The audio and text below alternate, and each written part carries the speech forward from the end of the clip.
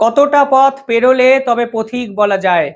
ছোটবেলায় শোনা এই গানের লাইনগুলো যদি এই সময় লেখা হতো, তাহলে মোহাম্মদ ইউনেসকে দেখে হয়তো কবি বা গায়ক লিখতেন, কতটা পথ পেরোলে এতটা নির্লজ্জ হওয়া যায়। মোহাম্মদ ইউনেস যেভাবে আজকে আন্তর্জাতিক মার্কেটে নির্লজ্জতার উদাহরণ রাখলেন, এরপরে তার ক্রেডিবিলিটি নিয়ে বড়সড় প্রশ্ন বাংলাদেশেই হয়তো উঠে গেল। দিনের পর দিন নরেন্দ্র মোদীর বিরোধিতা করেছেন এই মোহাম্মদ ইউনেস।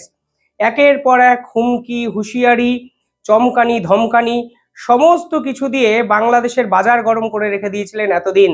এমনকি তার সাধের ছাত্র নেতারা কথায় কথায় ভারতকে হুমকি দিয়ে ভারতের সঙ্গে কোনো সম্পর্ক রাখবো না, ভারতের সঙ্গে কোনো বৈঠক করব না, এমনকি নরেন্দ্র মোদীর সঙ্গে সম্পর্ক রাখার কোনো প্রয়োজনই নেই, এই রকম স্টেটমেন্ট দিয়ে মার্কেটকে কার্যত কাঁপিয়ে রেখেছিলেন। এরাই ছিল বাংলাদেশের হত্যা কর্তা বিধাতা। আর আজকে সেই নরেন্দ্র মোদীর পায়ে পড়তে বাধ্য হলেন বাংলাদেশের অন্তর্বর্তীকালীন সরকারের প্রধান উপদেষ্টা, নোবেল জয়ী মোহাম্মদ ইউনেস। এরপরে মোহাম্মদ ইউনেসের যেভাবে সস্তার ফানুস উড়িয়ে বাংলাদেশে হিরো হওয়ার চেষ্টা করেছেন, আমার মনে হয় যদি ন্যূনতম লজ্জা থাকে তাহলে মুখ বন্ধ করে যমুনায় নিজেকে ঘরবন্দি করে রাখা উচিত। শেষ 8 মাসে মোহাম্মদ ইউনেস ঠিক কি কি বলেছিলেন? শুধু কি মোহাম্মদ ইউনেস, তার দলের একাধিক ছাত্র নেতারা ভারতকে হুমকি বা হুঁশিয়ারি দিয়ে ঠিক কি কি কথা বলেছিলেন একটু আপনাদের মনে করিয়ে দেওয়ার প্রয়োজন আছে বলে আমার মনে হয়। এরপরেও নরেন্দ্র মোদীর সঙ্গে বারংবার মিটিং করার অনুরোধ জানিয়ে গেছে বাংলাদেশের এই প্রধান উপদেষ্টা। অর্থাৎ একদিকে নরেন্দ্র মোদীর বিরোধিতা, ভারতবর্ষের বিরোধিতা এবং ভারতবর্ষের কার্যত মা মাসি উদ্ধার করে সামনের যারা মানুষ, বাংলাদেশের যারা আবেগপ্রবণ দর্শক, তাদের কাছে হিরো হওয়ার যে চেষ্টা, আজকে কিন্তু এসে বোঝা গেল মোহাম্মদ ইউনেস আসলে সব কিছুর ভাওতাবাজির জনক। শেষ 8 মাসে ঠিক কি কি বলেছিলেন মোহাম্মদ ইউনেস এবং তার সরকারের লোকজন? তিনি বলেছিলেন, শেখ হাসিনাকে ফিরিয়ে না দিলে ভারতের সঙ্গে কোনো সম্পর্ক রাখবো না। আজকের দিনে দাঁড়িয়ে শেখ হাসিনা ঠিক কোথায় আছেন? তিনি বলেছিলেন, শেখ হাসিনা ভারতবর্ষে থাকুক, কিন্তু ভারতবর্ষ যেন শেখ হাসিনার মুখ বন্ধ করে, না হলে আমরা ছেড়ে কথা বলবো না। আজকের দিনে দাঁড়িয়ে শেখ হাসিনা কোথায় আছেন? আজকের দিনে দাঁড়িয়ে শেখ হাসিনাকে দিনের পর দিন অতিথি আপ্যায়নে রেখে দিয়েছে ভারতবর্ষ, আর আপনি কিছুই করতে পারলেন না, উল্টে নরেন্দ্র মোদীর পায়ে ড্রাইভ দিয়ে দিলেন। আপনাকে দেখে মালদ্বীপসের যে প্রেসিডেন্ট, তার কথা বারবার মনে পড়ে। কি যেন নাম ওনার, মইজু। উনি কি করেছিলেন? ভোটে জিতে এসেছিলেন ভারত বিরোধিতা করে। এখন তিনি ভারতের সঙ্গে একাধিক চুক্তি করতে চাইছেন, কারণ মালদ্বীপসের যে ট্যুর অ্যান্ড ট্রাভেলিং যে বিজনেস, তা মুখ থুবড়ে পড়েছে। এমনকি তিনি ভারতের সঙ্গে ফ্রি ট্রেড এগ্রিমেন্ট করতে চাইছে। অর্থাৎ ভারত বিরোধিতা করে হয়তো মসনদে বসে থাকা যায়, কিন্তু মসনদে বসে থাকার পর বোঝা যায় ভারত পাশে না থাকলে আসলে সরকার চালানো ঠিক কতটা কঠিন হয়ে পড়ে। মালদ্বীপসের কথা ভুলে যান, শ্রীলঙ্কার কথা দেখুন। আজকে শ্রীলঙ্কার যিনি প্রেসিডেন্ট, তার পার্টির উত্থানটাই হয়েছিল ভারত বিরোধিতা করে। শুধু আজকে থেকে নয়, যখন তামিল শ্রীলঙ্কানদের উপর নির্বিচারে হত্যা করা হচ্ছিল, একাধিক ঘটনা ঘটেছিল, তখন ভারতবর্ষ কেন পিস কিপিং ফোর্স পাঠিয়েছিল, সেখান থেকে জন্ম আজকে শ্রীলঙ্কার প্রেসিডেন্টের সেই পার্টির।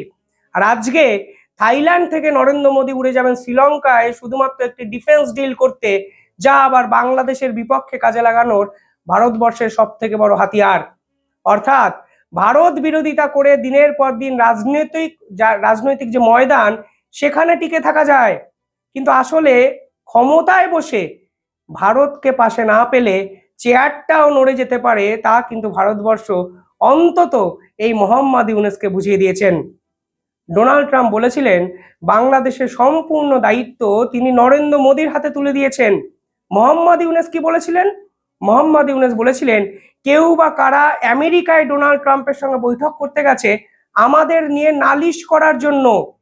তাহলে আপনি জানেন ভারত আপনাদের বিপক্ষে নালিশ করতে গেছে, আর জেনে শুনেও কেন ভারতের সঙ্গে মিটিং করার জন্য এতটা উদ্গ্রীব হয়েছিলেন? জেনে শুনেও নরেন্দ্র মোদীর বিরোধিতা যে সাংবাদিকদের সম্মেলনে করেছেন, সেই নরেন্দ্র মোদীর সঙ্গে মিটিং করতে আজকে আপনার যে মহৎ হৃদয়, তা কি একবারও কাঁপলো না? অর্থাৎ ছলে বলে কৌশলে মানুষকে ভুল বোঝানো হয়তো সহজ, একটা মিথ্যে বারবার করে বলে বলে বলে বলে সেটা যেমন সত্যি হয়ে যায় না, ঠিক সেরকম ভাবে আপনার মতো ছোট্ট অরাজনৈতিক অপরিপক্ষ রাজনীতিবিদ ভারতের বিপক্ষে কথা বললে ভারতের জিওপলিটিক্যাল যে প্রভাব তা অস্বীকার করা যায় না। আপনি কি বলেছিলেন?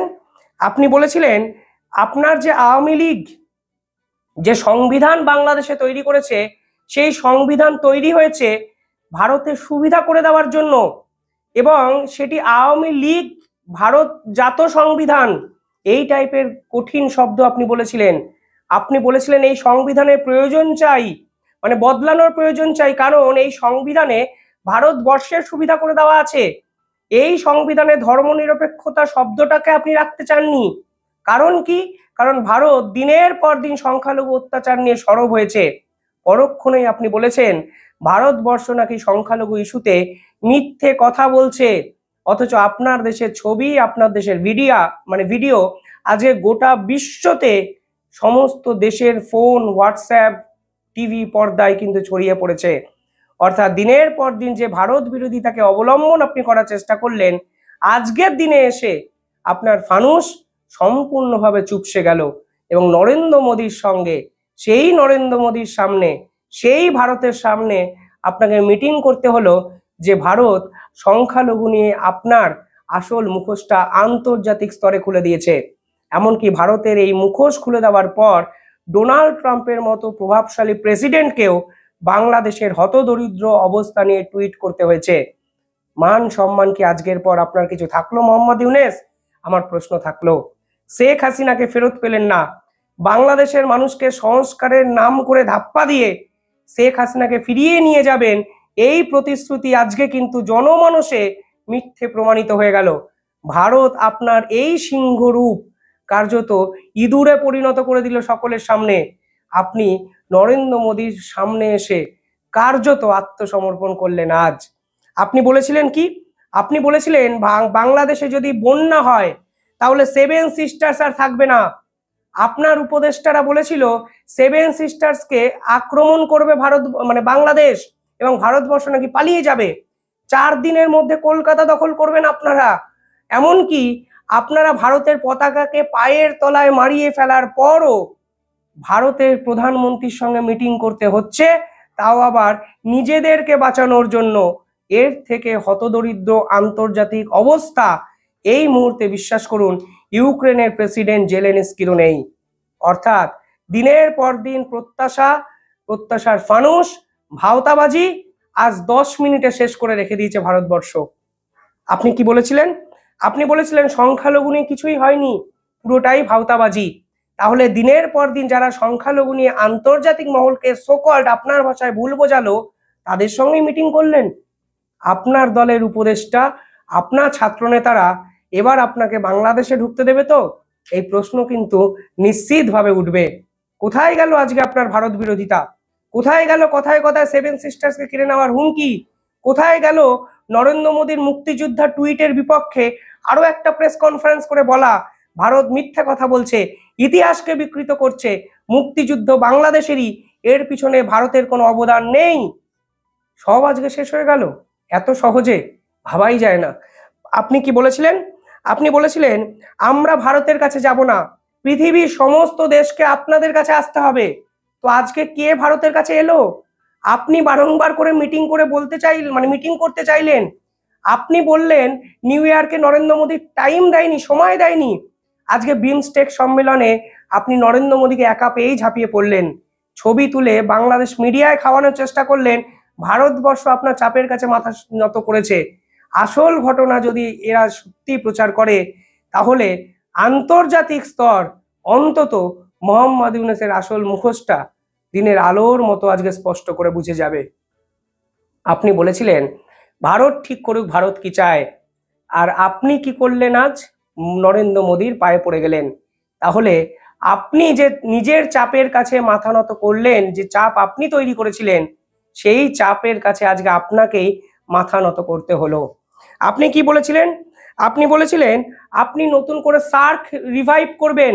ভারত বলেছিল যেখানে পাকিস্তান আছে সেখানে আমি যাব না, আর আপনি সার্ক ছেড়ে বিমস্টেকে চলে গেলেন নরেন্দ্র মোদীর সঙ্গে মিটিং করতে। অর্থাৎ কোথাও না কোথাও গিয়ে আপনার সমস্ত কথা, সমস্ত মিথ্যে কথার পাহাড় আজকে ভেঙে চুরমার হয়ে গেল। এবং যে এটা করে দেখালেন তিনি ভারতবর্ষের প্রধানমন্ত্রী, ভারতবর্ষের বিদেশমন্ত্রী ডক্টর জয়শঙ্কর। আজকের দিনে দাঁড়িয়ে আপনার মুখে আর কোনো কথা হয়তো সত্যিকারে মানায় না। না আপনি হাসিনাকে নিয়ে যেতে পেরেছেন, না আপনি ডোনাল্ড ট্রাম্পকে পাল্টা দিতে পেরেছেন, না আপনি ভারতের বিপক্ষে কিছু করতে পেরেছেন, না আপনার ছোট্ট ইঁদুর সেনাবাহিনী সেভেন সিস্টার্সকে কিছু মানে একটু হিলিয়ে দিতে পেরেছে। আলটিমেটলি আজকের দিনে দাঁড়িয়ে আপনি যে সম্পূর্ণ ব্যর্থ তা ভারত নয় আন্তর্জাতিক স্তর বুঝিয়ে দিল। এ কেমন বিরোধিতা, যে বিরোধিতা একটা বছরও রাখতে পারেন না? এ কেমন বিরোধিতা, যে বিরোধিতা শেষে আপনাকে নরেন্দ্র মোদীর সঙ্গেই আবার একটা মিটিং করতে হচ্ছে? এ কেমন বিরোধিতা, যে মিডিয়ার সামনে আপনি নিজেকে বাঘ ভাবলেও আন্তর্জাতিক স্তরে আসল জায়গায় ছোট্ট নেংটি ইঁদুর পরিণত করে দেয় আপনাকে? এ কেমন বিরোধিতা, যে বারংবার সীমান্তে পিঠ দেখাবো না বলেও ভারতবর্ষের প্রধানমন্ত্রীর সঙ্গে মিটিং করার জন্য বারংবার অনুরোধ করতে হয়? এ কেমন বিরোধিতা, যে দিনের পর দিন ভারতের বিপক্ষে কথা বলা সত্ত্বেও ভারত থেকে চাল, ডাল, দুধ, গম প্রয়োজনীয় দ্রব্য কিনতে হয়? এ কেমন বিরোধিতা, যে চায়নার কাছে ভারতবর্ষকে শেষ করার একটা আবেদন করে রাখলেও চায়নাও আপনাকে পাল্টা আঘাত দিয়ে বুঝিয়ে দেয় আপনি আসলে একা, আপনার পাশে আজকে আমেরিকা নেই, 37% ট্যারিফ লাগিয়ে দিচ্ছে বাংলাদেশে, আপনার পাশে যে আছে তাদের ক্ষমতা নেই বাংলাদেশকে বাঁচানোর। সেই পাকিস্তান আপনাকে সন্ত্রাসবাদের আখড়া বানিয়ে রেখে দিয়েছে। নিউ ইয়র্ক টাইমসের মতো পত্রিকা আপনাকে নিয়ে খবর করে বলেছে বাংলাদেশ এখন মৌলবাদী সন্ত্রাসবাদীদের আখড়া। ব্রিটেন আপনার পাশে নেই, সুইজারল্যান্ড আপনার পাশে নেই, একাধিক দেশের পার্লামেন্ট আপনার অবস্থা নিয়ে কার্যত বিভিন্ন ক্ষেত্রে বিরোধিতা প্রকাশ করেছে। এবং সেই প্রেক্ষাপটে দাঁড়িয়ে আপনি বুঝে গেছেন ভারতবর্ষ পাশে না থাকলে আপনার ভ্যালু সম্পূর্ণভাবে শূন্য। আর এই শূন্য অবস্থা কাটাতেই এত বিরোধিতা, এত বড় বড় ডায়লগ, এত মিথ্যে হুমকি হুঁশিয়ারি সমস্ত কিছু ভুলে গিয়ে নির্লজ্জতার মাথা খেয়ে নরেন্দ্র মোদীর পায়ে ড্রাইভ দিলেন। ভাবলেই অবাক লাগে, এই ডিপ্লোম্যাসি, এই কূটনীতি, এই আন্তর্জাতিক সম্পর্ক বোঝা নিয়ে আপনি বাংলাদেশকে শাসন করবেন? ভাবলে অবাক লাগে। কমেন্টে জানাবেন আপনারা কি ভাবছেন। ধন্যবাদ।